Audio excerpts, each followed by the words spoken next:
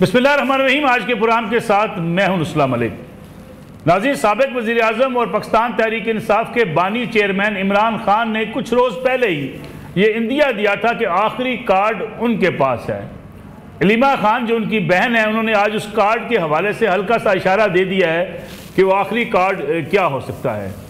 उसके नतीजे में सिविल नाफरमानी की बातें की जा रही हैं और सिविल नाफरमानी की अगर तहरीक शुरू होगी तो लीमा बीबी ये कहती हैं कि फिर बैरून मुल्क पाकिस्तानियों से भी कहा जाएगा कि वो पाकिस्तान अपनी तसीरात ज़र न भेजें।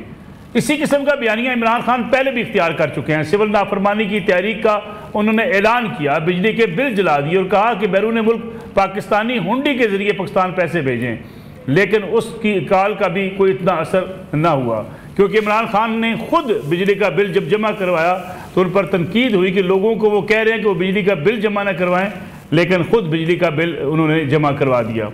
अब जो इस तरफ इशारा दिया जा रहा है, ये क्या वाकई सिविल नाफरमानी की तहरीक शुरू करने वाले हैं या महज इस वक्त जिस तरीके से हुकूमत पीटीआई को दबाव में लाने की कोशिश में है, ऐसा ही कोई इशारा पीटीआई भी देना चाहती है कि वो हुकूमत को अपने दबाव में लाए।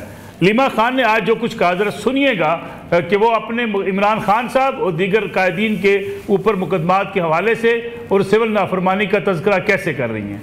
ये डिमांड कि सुप्रीम कोर्ट के जो सीनियर मोस्ट जजेस के नीचे एक जीआईटी बनाई जाए। जीआईटी 9 मई और 26 नवंबर की तहकीकात करे। उसी डिमांड 9 मई के हवाले से 26 के नवंबर की वजह से आपने जितने पॉलिटिकल प्रिजनर जेलों में डाले हैं, इनको रिहा किया जाए। ये दो डिमांड नहीं होती तो फिर इमरान खान ने क्या, हम सिविल डिसोबीडियंस की तरफ जाएंगे। आपको मैं गारंटी करती हूँ पहला मुश्किल वक्त आएगा कि जहाज पकड़ के बाहर चले जाएंगे। हुकूमत दावेदार है कि मईशत बेहतरी की तरफ जा रही है। दूसरी तरफ अगर सिविल नाफरमानी की तहरीक की बातें होती हैं और बैरून मुल्क पाकिस्तानियों से ये कहा जाता है कि वो पाकिस्तान पैसे न भेजें, तो क्या हुकूमत के लिए माली मुश्किलात पैदा हो सकती हैं, इसमें भी बात करेंगे। साथ ही साथ जायजा लेंगे इमरान खान साहब के ऊपर मुकदमा, दीगर जो गिरफ्तार रहनुमा हैं उनकी रिहाई तो हो गई, लेकिन क्या आने वाले दिनों में जब फर्द जुर्म आयद हो चुकी, कितनी मुश्किलात तहरीक इंसाफ के बानी चेयरमैन की बढ़ सकती हैं, इसमें बात करेंगे। हमारे साथ मौजूद हैं पाकिस्तान मुस्लिम लीग नवाज के सीनियर रहनुमा और पंजाब हुकूमत के तर्जमान कौसर काज़मी साहब। कौसर काज़मी साहब, आपका बहुत शुक्रिया। लाहौर स्टूडियो में मेरे साथ मौजूद हैं सीनियर साफ़ी तजज़ियाकार रिजवानुर रहमान रज़ी साहब। रज़ी साहब, आपका बहुत शुक्रिया। कौसर काज़मी साहब, बहुत बहुत शुक्रिया प्रोग्राम में वक्त देने के लिए। कौसर साहब, ये बताइएगा कि एक बार फिर धमकी दी जा रही है सिविल नाफरमानी की तहरीक शुरू करने के हवाले से। हुकूमत दावेदार है कि मुल्क की मैशत बेहतर हो रही है, स्टॉक मार्केट बहुत रिकॉर्ड कायम कर रही है, लेकिन इन हालात में अगर बैरून मुल्क पाकिस्तानी पैसे नहीं भेजते इमरान खान की अपील पर, तो कितनी मुश्किलात पैदा हो सकती हैं हुकूमत के लिए। मलिक साहब, सबसे पहले तो अब ये देखें कि क्या ये कोशिश पहली दफा हो रही है उनकी तरफ से, या ये पहली दफा उन्होंने अपील की है ओवरसीज पाकिस्तानियों से कि आपने पाकिस्तान पैसा नहीं भेजना। ये अपीलें पहले भी होती रही हैं। सिविल नाफरमानी की भी कोशिश की गई है, चाहे वो 2014 का धरना हो, लेकिन अवाम ने उस पर काम नहीं धरे। हाँ, एक मखसूस तबका है जो इमरान खान की आवाज पर लब्बैक कहता है और उसको भी शर्मिंदगी उठाना पड़ती है जब खान साहब उनको रोकते हैं कि भाई आपने बिल जमा नहीं कराना, मैं तो करा रहा हूं। जो इस तरह के मामलात होते हैं, फिर वो बच्चों को इस्तेमाल करके लोगों के, और फिर कहते हैं कि सीसीटीवी फुटेजेस की मदद से जो चेहरे नुमाया हैं आप उनको हिरासत में लें और कानून के ऐन मुताबिक कार्रवाई करें। अब इनका ये आखिरी कार्ड है, मैं तो बल्कि पूरी कौम अब ये जान चुकी है, इनका पहला कार्ड हो, इनका आखिरी कार्ड हो, उसका मकसद पाकिस्तान मुखालिफ होना है। पाकिस्तान की मुखालफत में एक आखिरी हदूद को ये छू चुके हैं।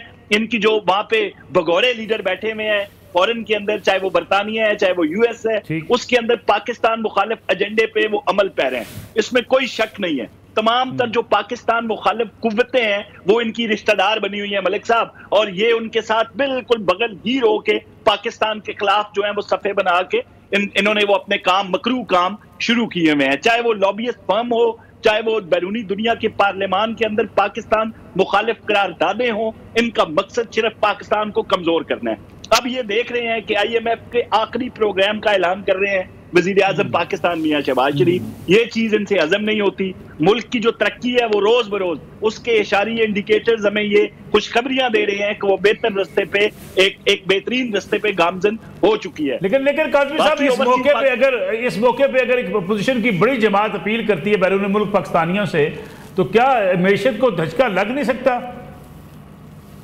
ये जब यहाँ पे एहतजाज की कॉल देते हैं ना जी, तो लाखों पाकिस्तानियों में से अगर 700 पहुंचते हैं तो इसका मतलब नहीं कि हर पाकिस्तानी जो है इनकी आवाज पे लबैक कहेगा। जितने भी बैरून मुल्क ओवरसीज पाकिस्तानी हैं उनकी मेजोरिटी मुहिब वतन पाकिस्तानी है। वो कभी भी ऐसी किसी कॉल पे काम नहीं धरेंगे जिससे मुल्क पाकिस्तान को नुकसान पहुंचे। इन्होंने पहले भी ये कॉल्स दी हैं, इनको मुंह की खानी पड़ी है। इस दफा भी इनका मकसद है पाक फौज को कमजोर करना।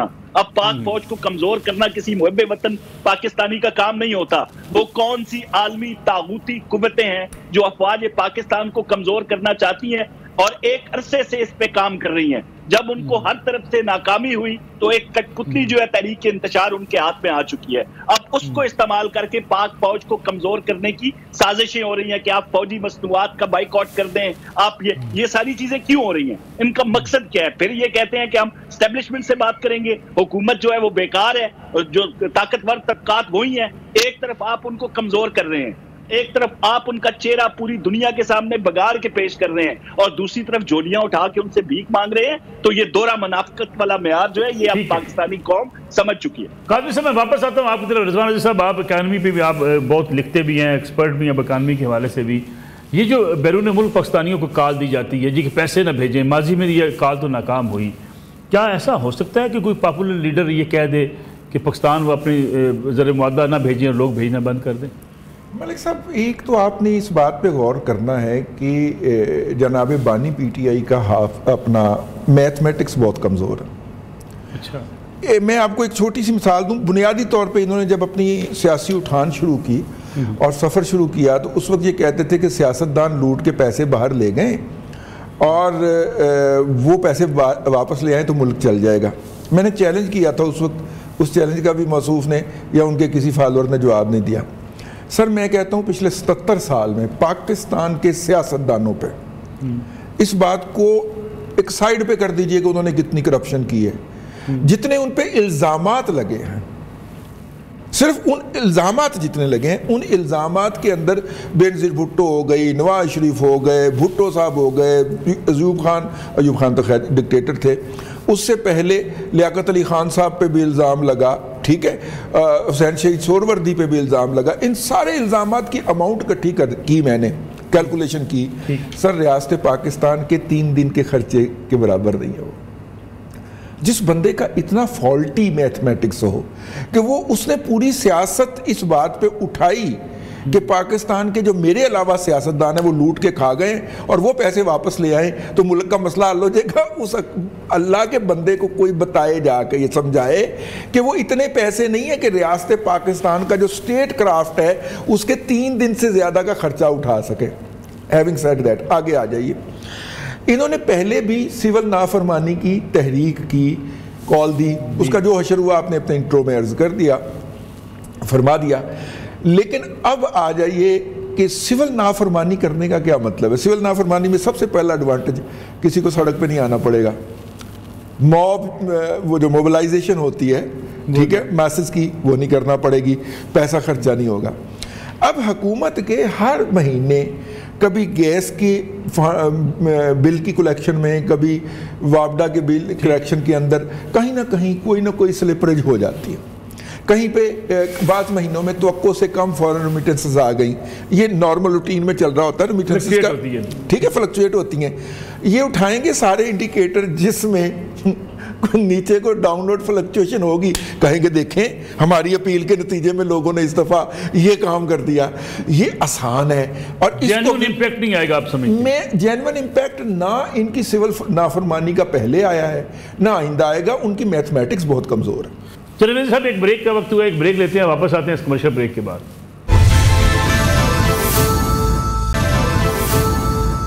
प्रोग्राम में एक बार फिर खुश आमदीद। कोसर काज़मी साहब, ये बताइएगा कि इस वक्त जो सूरत हाल है, हुकूमत डायलॉग की बात करती रही, कभी हम सुनते हैं कि राना सनाउल्लाह कहते हैं कि बातचीत होनी चाहिए, मुज़ाकरात होने चाहिए, कभी कहा जाता है कि ये मुज़ाकरात नहीं हो सकते, मामलात किसी बंद गली के अंदर जा चुके हैं।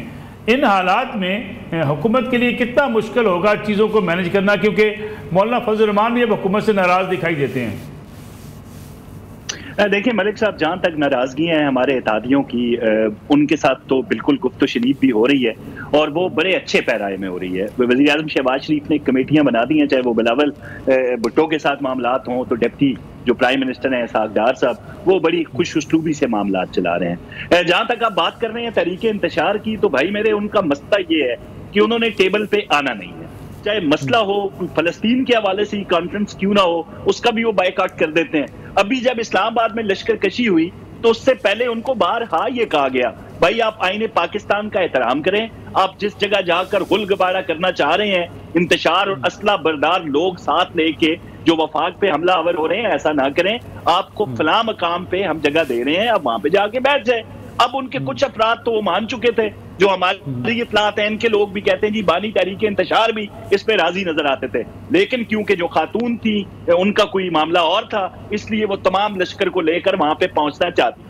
अब ये जो मामलात होते हैं, जब आप असलहा लेके गुलेलें और लाइट मशीन गन्स और ब्राजीलियन टाइप आंसू गैस लेके, तो ऐसी जमात जब आपकी तमाम तर जो पेशकश है उनको रद्द करती है, जो कोर्ट के ऑर्डर हैं वो भी अपने कदमों तले रोनते हुए आती है, तो अब किस चीज के मज़ाकरात होंगे? आपके उस इंतशारी सियासत की नजर जो हमारी लॉ इन्फोर्समेंट एजेंसीज हैं उनके एहलकार होते हैं, और आप फिर कई 100 लाशों का भी कहते हैं जो आप अभी तक पेश नहीं कर सके। 278 से शुरू हुए, 50, 100 से होते हुए 20 से होते हुए 12 पे पहुंचे, और अभी तक उन 12 के कवायद भी मलिक साहब ये नहीं दे सके। तो एक जमात का जब मकसद ही ये हो कि हमने रियासत पाकिस्तान को बदनाम करना है आलमी सतह पर और अफवाज पाकिस्तान को कमजोर करना है, आप किन उनसे डायलॉग और मज़ाकरात की बात कर रहे हैं? लेकिन तमाम चीजें अब जी अब बात मुकम्मल कर अब इनको ये बात पता है, इनका जो सबसे बड़ा आसरा था ना, मैं हमेशा ये बात कहता हूं, इनका जो सबसे बड़ा मुवक्किल था वो जब से वो कोर्ट मार्शल के चिल्ले में गया है ना, इनके मसाइल तब से शुरू हुए हैं। इनको पता है कि हमारी जान नहीं छूटनी। वो मीर क्या सादे हैं बीमार हुए जिसके सबब उसी अतार के लड़के से दवा लेते हैं। अभी इनका मकसद सिर्फ ये है कि किसी ना किसी तरह हमारा जो एस्टेब्लिशमेंट के जो हमने पांव पकड़े हुए हमारी बात मान दी जाए, लेकिन जो साने 9 मई के वाज़े तरीन मुल्ज़िमान है, जो साबित शुदा हरकत है उनकी, उसका तो फर्द जुर्म सामने आ चुकी है। इनकी किसी जानब से जान नहीं छूटनी, ये जो मर्जी हरबे इस्तेमाल कर रहे हैं। जीआईटी का जो मुतालबा किया जा रहा है कि 9 मई पे भी जीआईटी बना ली जाए और 26 नवंबर के हवाले से भी जीआईटी बना ली जाए, मलिक साहब किसी सूरत नहीं मानेंगे। आपने पहले भी देख लिया, पहले सीसीटीवी फुटेजेस का मुतालबा था कि भाई वो सीसीटीवी फुटेजेस हमें दिखा दें, वो क्या सबूत हैं। वो जब सामने आती हैं तो इनका मुतालबा फिर बदल जाता है। इनको पता था। अब जो यास्मीन राशिद हैं वो हमारी नून से उनका तो ताल्लुक नहीं है। जो इनके लोग जो वाज़ेह चेहरे थे, अभी भी आप देख लें, जो इंतशारी साने 9 मई में इन्वॉल्व थे वो इस वक्त केपी के अंदर नहीं बैठे हुए। केपी में तो अली अमीन गंडापुर की हैसियत जो है वो बुजदार जैसी हो चुकी है। जब से जो खातून वहां पे पहुंची है मोहतरमा, तो उनकी सिचुएशन तो बिल्कुल बुजदार वाली है। सूबे का तमाम तक जो कंट्रोल है वो उस खातून के हाथों में आ चुका है। बेशक ये तस्लीम करें या ना करें, लेकिन विद इन अ पार्टी इनको ये बिल्कुल एहसास हो चुका है कि वहां से हाईजैक हो चुकी है, और वही बुजदार पिंकी गोगी गैंग वाला मामला इस वक्त केपी में शुरू है। तो भाई मेरे, अब तो हर चीज जो है वो खुल के सामने आ चुकी है। मज़ाकरात की जो मामलात थे उससे ये बहुत आगे बढ़ चुके हैं। अभी जो सजाएं होनी है, जो साबित शुदा मामलात है, उसका ये इंतजार करें, उससे इनको भागने नहीं दिया जाएगा किसी। ठीक है रिजवान रज़ी साहब, आपको लगता है कि ये पीपल्स पार्टी, मौलाना फजल रहमान, आज रब्ता भी हुआ है मौलाना फजल रहमान का वज़ीर आज़म शहबाज शरीफ साहब से, उससे पहले मौलाना फजल रहमान से फैसल वाडा भी मिले, सूरत हाल इत्तेहादियों के माबैन भी कोई इतनी अच्छी लग नहीं रही। देखिए, मौलाना फजल रहमान साहब का एक मसला है। मौलाना फजल रहमान अपनी साइड के ऊपर जो उनकी कॉन्स्टिट्यूंसी है उसके अंदर अपनी एब्सोल्यूट मोनोपोली चाहता है। आपके शायद इल्म में होगा कि वफाकी हुकूमत ने ये जो पहले वफाकल मदारस के बोर्ड्स होते थे, मदरसा बोर्ड जिनको हम कहते थे, वो पहले मखसूस थे। जितने पाकिस्तान में नुक्ता नज़र हैं और जितने फ़िक़ा जात हैं उतने ही वो बोर्ड थे, तो हुकूमत ने उसको ओपन किया। ठीक है। और मौलाना फजल रहमान साहब के फ़िक़ा के अंदर ही कम से कम कुछ 6 से 7 नए लाइसेंसेस का इजरा हो गया। अब ज़ाहिर है मौलाना की कॉन्स्टिट्यूंसी के अंदर या जहाँ पे उन्होंने अपना डिपार्टमेंटल स्टोर खोला था, उसके मुकाबले में आपने बड़ी बड़ी दुकानें खोलने की इजाज़त दे दी है, तो मौलाना तो ये बात हजम नहीं करेंगे ना। 26 तरमीम के अंदर उन्होंने ये बात मनवाई कि इस कानून को वापस लिया जाए। ठीक है। और मदारस को महकमा तालीम के मतहत करने की बजाय महकमा इमदाद बाहमी के मातहत ही रहने दिया जाए, ये NGOs रहने दी जाएँ, इन्हें तालीमी इदारे तस्लीम ना किया जाए। ठीक है, ये उन्होंने कानून साजी करवा ली। जब ये कानून पहुंचा जनाब आसफ अली जरदारी साहब के पास, जो कि पीपल्स पार्टी के रहनुमा भी हैं और इस वक्त सदर मुमलकत भी हैं, तो उन्होंने इस पर दस्तखत करने से इनकार कर दिया। उनका ये कहना था कि तालीम सूबाई मौजू हो चुका हुआ है तो इसको सूबों पर छोड़ दिया जाए। उन्होंने ये बिल वापस भेज दिया, बिल का ये वाला जो अमेंडमेंट थी, और वो वफाकी हुकूमत में यहाँ पड़ी रही, वो एक्सपायर हो गई। अब मौलाना को इस अमर का रंज है कि मेरे साथ जो आपने एक कमिटमेंट की थी और मैंने वो डलवाई उस मसवदे के अंदर, वो पीपल्स पार्टी ने और नून लीग ने दोनों ने मिलकर उसको एक्सपायर कर दिया। तो इसलिए वो अब बिलावल भुट्टो जरदारी की बात तो सुनने के लिए तैयार नहीं थे, इसलिए फैसल वाउडा साहब को भेजना पड़ा। अच्छा, हाँ, चलें जरा बुशरा बीबी साहब की भी सियासत KP के अंदर शुरू हुई, इस पर भी जरा बात कर जी प्लीज। लिहाज अली हमारे ब्यूरो चीफ हमारे साथ मौजूद है। लिहाज, बहुत शुक्रिया प्रोग्राम में वक्त देने का। लिहाज, 4 सदा पहुंच गई बुशरा बीबी, जिनके बारे में ये कहा जा रहा था कि उनका सियासत से कोई लेना देना नहीं है। जितने बयानात हैं वो भी मेरे सामने पड़े हैं कि PTI की लीडरशिप ये कहा करती थी कि एक बीवी का अपने खामद के लिए निकलना, जब वो डी चौक आई तो वो कोई सियासी अमल नहीं है बल्कि एक बीवी की कोशिश है। लेकिन अब तो चेक तकसीम करने तक नौबत आ गई, 4 सदा चलेगी बुशरा बीबी चेक तकसीम किए कारकुनों में। बहुत शुक्रिया नसरुल्लाह मलिक साहब, जिस तरह आपने जिक्र किया, लेकिन 4 सप्ताह से पहले जब उस्मान रोजदार का इंतखाब हो रहा था तो उस वक्त भी उन्होंने मुदाखलत की थी और बाकायदा तौर पर वो हुकूमती कार्रवाई का हिस्सा थी, अगरचे वो अपने आप को पर्दे के पीछे रखती थी, क्योंकि उस वक्त जो पार्टी के चेयरमैन थे वो अनानी हुकूमत संभाले हुए थे। इसी वजह से कोई नई बात नहीं है। हाँ, उसकी शौहर की गैर मौजूदगी में उसका सियासत में आना जो है वो एक फितरी अमल है। इस वक्त जब हम बुशरा बीबी को देखते हैं तो एक तो बाकायदा तौर पर पार्टी के जो कोर कमेटी अरकान उनसे उनकी मुलाकातें होती है, और इसके अलावा जो उनकी पार्टी की सूबाई क़यादत है उनसे भी उनकी मुलाकातें होती है।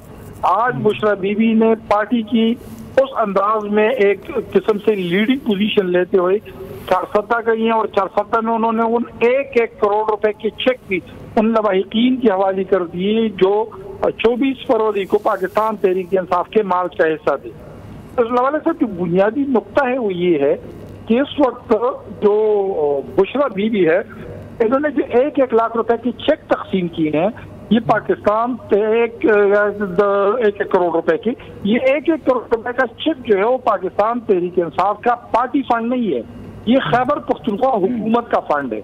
और खैबर पख्तूनख्वा हुकूमत में जो काबीना इजलास हुआ था गुज़िश्ता हफ्ते, उसमें इस फंड की मंजूरी दी गई थी, यानी जो जान-बहक हो चुका है उसे 1 करोड़ रुपए और जो जख्मी हो चुका है उसे 10 लाख रुपए दिए जाएंगे।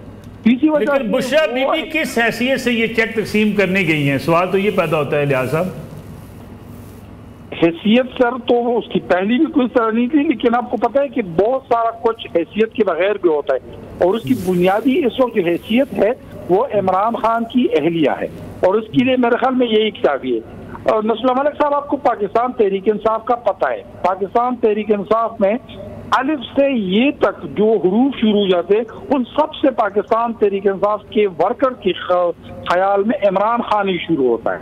इसी वजह मैं इस तरफ आता हूँ। लिहाज अली, मैं 1-2 चीजें और आपसे जाननी है। बुशरा बीबी आज की 4 सदा में कितने लोगों में चेक तकसीम किए गए, कितने जहाँ बाक अफराद उनकी लिस्ट उनके सामने आई। KPK में हुकूमत है PTI की, कई रोज से शोर मचा हुआ है कि KPK में सैकड़ों की तादाद में जो लोग हैं वो वहाँ पे जहाँ बाक हुए हैं, उनके जनाजे पड़े गए हैं। तो बुशरा बीबी अगर चेक तकसीम कर रही हैं तो अब तक कितनी तादाद सामने आई है? अभी तक पाकिस्तान तहरीक इंसाफ ने खैबर पख्तूनख्वा से ताल्लुक रखने वाली जानबाग अफराद में से 7 की तस्दीक की है। 7 जो है वो ऐसे अफराद है जिसका ताल्लुक पाकिस्तान तहरीक इंसाफ से है। इनमें से 2 4 सद्दा से है, शांगला से है, मरदान से है, और इसके अलावा जनूबी अजला से। तो ये वो अरकान हैं जो पाकिस्तान तहरीक इंसाफ के। अच्छा, ये नसरुल्लाह मलिक साहब, इसको 1-1 करोड़ रुपए भी दिए जाएंगे और इनका बाकायदा तौर पर इजलास भी किया जाएगा, और पार्टी की जान से एक दबाव ये कि अगर ये जख्मी हैं तो इन्हें कोई सरकारी नौकरी भी दी जाए, और अगर कोई जानबाग हो चुका है तो उसके लवाहिकीन को भी कोई सरकारी पोस्ट दी जाए। ये भी इस वक्त पाकिस्तान तहरीक इंसाफ की जानिब से सूबाई हुकूमत पर दबाव है। जी, आतिफ खान से जो राब्ता हुआ अली अमीन गंडापुर साहब का, उसमें मामलात बेहतर हो गए?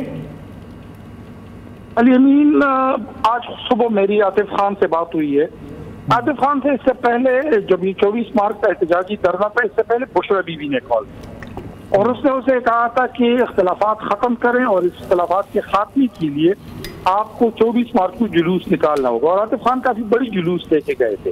लेकिन इसके बाद आपको पता है कि आतिफ खान साहब जो थे वो 2013 में भी पाकिस्तान तहरीक इंसाफ के वज़ारत आला के लिए उम्मीदवार थे।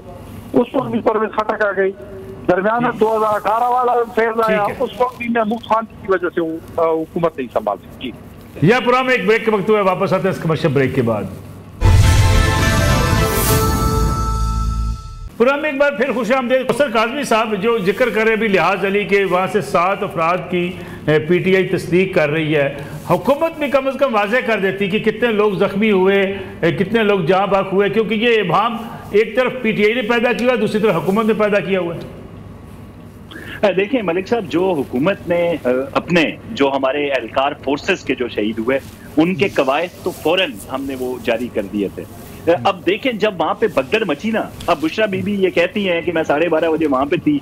अब अगर आप लोकेशन देखें ना तो 12:30 बजे उनकी लोकेशन आती है मुनाल की तरफ, किसी भी हवाले से चेक किया जा सकता है। 11:30 के करीब वो अपना मुकाम छोड़ चुकी थी, वहां से निकल चुकी थी। अभी कारकुनान से जाके वो जिस तरीके से मर्जी है मुकालमा करें कि मैं भागी की नहीं थी, मैं आपके साथ खड़ी थी, लेकिन हकीकत इसके बिल्कुल बरअक्स है। अब वहां से जो लोग भागे, आप DPO अटक को जरा सुने ना, गौर से सुने उनकी बातें, वो मीडिया टॉक्स कि जब लोगों को वहां पे रोका गया अटक पुल पे, तो वो असले से लैस लोग थे, उनके पास असलहा था। वहां पे एक तरह का पुलिस मुकाबला हुआ, दोनों जानब से वहां पे फायरिंग हुई। अगर उस फायरिंग के अंदर फरार होते हुए जब इन्होंने फायर किए पुलिस वाले पे, क्योंकि आते हुए तो पुलिस वाले नहते थे, उनके पास सिर्फ वो लाठी थी या उनके हाथ में वो शील्ड उठाई हुई थी जिससे वो खुद को प्रोटेक्ट कर सकते थे। लेकिन जाते हुए जब उन्होंने रास्ता रोका तो उनके एक एहलकार की शहादत ऑलरेडी हो चुकी थी, तो उनके पास तो ये मामला थे। अब वहां पे इनकी अपनी फायरिंग से कोई जख्मी हुआ है तो ये खुल के बताए ना, सच बोल रहे हैं ना, ये सच नहीं बोलेंगे, क्योंकि इनके पास लाइट मशीन गन से लेके हर किस्म का जो जदीद असलहा है वो तो इनके पास मौजूद था। अब रास्ते में क्या हुआ, जंगल बायाबानों में भागते हुए जो लोग गरीब लोग इनके साथ थे, जो इनके बहकावे में आए, जो तरबियत याफ्ता लोगों के साथ वहां से निकले, तो इसके बारे में रियासत क्या कहेगी? इनके पास बेहतर कवायद होंगे और इनके पास हकीकत भी होगी। जो हकीकी बात है वो इनको बिल्कुल पता है, उसका इजहार करें ना करें।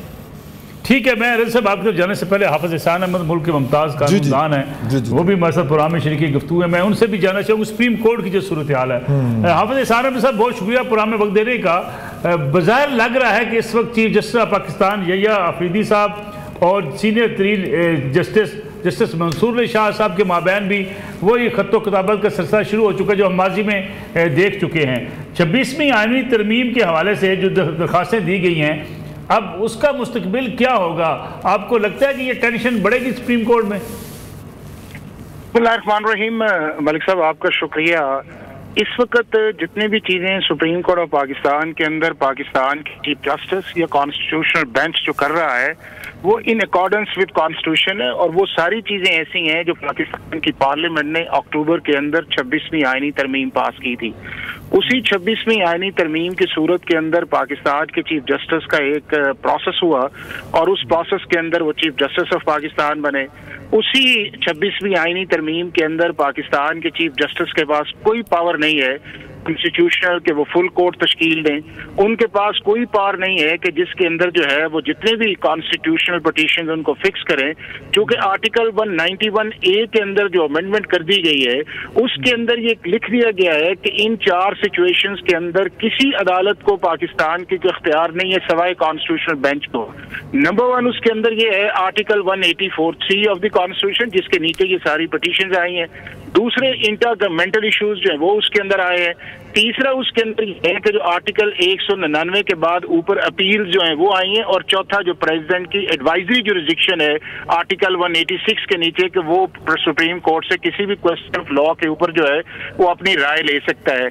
अब मैं समझता ये हूँ कि पाकिस्तान के माशाल्लाह ये सारे जो जजेज हैं इन्हें लॉ या कॉन्स्टिट्यूशन का पता है, इन्हें वो काम करना चाहिए जो कॉन्स्टिट्यूशन के अंदर लिखा हुआ है। और बार बार चीफ जस्टिस को इस चीज के खत के जरिए कहना कि पहले ये कहा गया कि जी प्रैक्टिस एंड प्रोसीजर कमेटी बुलाएं, और चीफ जस्टिस ने बिल्कुल मुनासिब जवाब दिया कि प्रैक्टिस एंड प्रोसीजर कमेटी जो है वो रेगुलर केसेस के लिए है, वो कॉन्स्टिट्यूशनल केसेस के नहीं है। और फिर आपने ये देखा कि वो दोनों साहबान जस्टिस मंसूर और जस्टिस मुनीब जो हैं वो चैम्बर में बैठ के 1 मिनट्स इशू करते हैं। अब वो बार बार ये कह रहे हैं कि जी आप फुल कोर्ट बना, भी फुल कोर्ट बनाना पाकिस्तान के चीफ जस्टिस की कॉन्स्टिट्यूशनल पावर नहीं है। और इन दोनों जजेस साहबान को भी इस चीज का पता है कि ये पावर जो है पाकिस्तान के पास अब जो है वो जुडिशल कमीशन के पास है, और जुडिशल कमीशन जितने भी मेंबर्स मलिक साहब बनाएगा वही आपका कॉन्स्टिट्यूशनल कोर्ट भी वही होगा, और वही आपका फुल कोर्ट होगा, और वही आपका जो है इन चीजों को एड्रेस करेगा। तो मेरा ये ख्याल ये है कि बार बार एक नैरेटिव लेना और सिर्फ यही कहना कि नहीं चीफ जस्टिस ऑफ पाकिस्तान ये काम करे, और बार बार उनको उस चीज के अंदर लेके जाना जिसको ये भी समझते हैं, चीफ जस्टिस भी समझते ये है 26वीं आईनी तरमीम के बाद जो है मेरा ये प्रोरोगेटिव या मेरी कॉन्स्टिट्यूशनल पावर नहीं है। तो जब आप इतनी देर हाई कोर्ट के चीफ जस्टिस भी रहे हो, एज ए जज के तौर पे भी रहे हो, और अब आप ये बार बार इन चीजों को इजहार करें और फिर आप जुडिशल कमीशन के रूल्स का करें, भाई जब आपने जुडिशल कमीशन के रूल्स आपने नहीं बनाए तो पाकिस्तान के अंदर सुप्रीम कोर्ट के जजेस किस तरह आपने लगाए? फिर आप वेट कर लेना चाहिए था आपको, या लाहौर हाई कोर्ट की चीफ जस्टिस को आपने लगाया या उसके बाद सिंध हाई कोर्ट के चीफ जस्टिस को लगाया। रूल्स तो उस वक्त भी पास नहीं थे और आपने उस वक्त पैनल्स पे काम दिया, और यही जस्टिस मंसूर साहब जो थे वो उस कमेटी की सरबराही भी कर रहे थे, और chief justice Lahore high court को उन्होंने ही प्रपोज किया। तो मैं समझता ये हूँ कि एज ए जज जो है वो आप कॉन्स्टिट्यूशन के नीचे हैं, आपकी ख्वाहिश के मुताबिक जो है ना पाकिस्तान का कॉन्स्टिट्यूशन मोल्ड हो सकता है और ना ही आप उसकी कॉन्स्टिट्यूशनल इंटरफेरेंस मांग सकते हैं, जिसका ना आपको इख्तियार है, ना पाकिस्तान की सुप्रीम कोर्ट को इख्तियार है, ना पाकिस्तान के चीफ जस्टिस को इख्तियार है।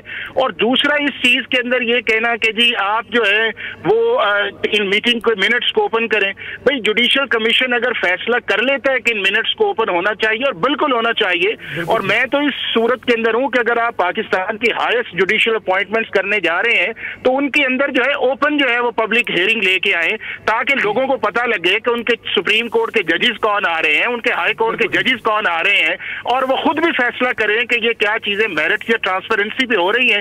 तो यकदम इन चीजों का मलिक साहब ख्याल आना, और उसके बाद जो है एक ऐसा शख्स जो आपका दोस्त भी रहा है, आपका 40 साल से उसका ताल्लुक भी रहा है, और आप खा बखा जो है उसको बार बार उस कॉन्स्टिट्यूशनल एम्बेरसमेंट के अंदर जा रहे हैं, तो मेरा ये ख्याल ये है कि पाकिस्तान के इन सीनियर मोस्ट जजेस के लिए ये मुनासिब नहीं है।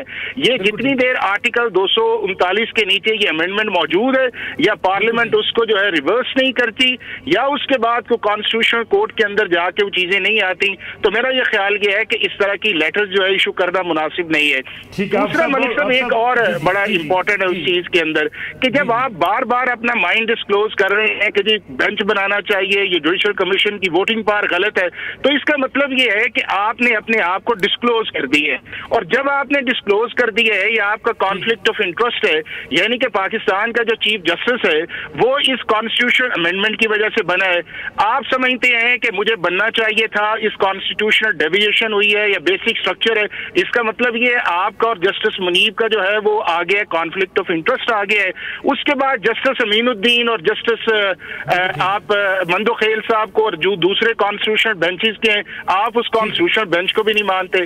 फिर जस्टिस आयशा पाकिस्तान के उस स्लॉट के अंदर थी जो चीफ जस्टिस बन सकती, इसका मतलब उनका भी कॉन्फ्लिक्ट है। फिर उसके बाद जो है जस्टिस शाहिद वहीद हैं, या उसके बाद जो जस्टिस अकील अब्बासी हैं या और आएंगे, तो क्या मतलब है इस चीज का कि सारा तो पाकिस्तान के इस वक्त जजेस जो है वो ऑलमोस्ट या कॉन्फ्लिक्ट ऑफ इंटरेस्ट है या बेनिफिशियरी, तो फिर फुल कोर्ट कहां से आएगा?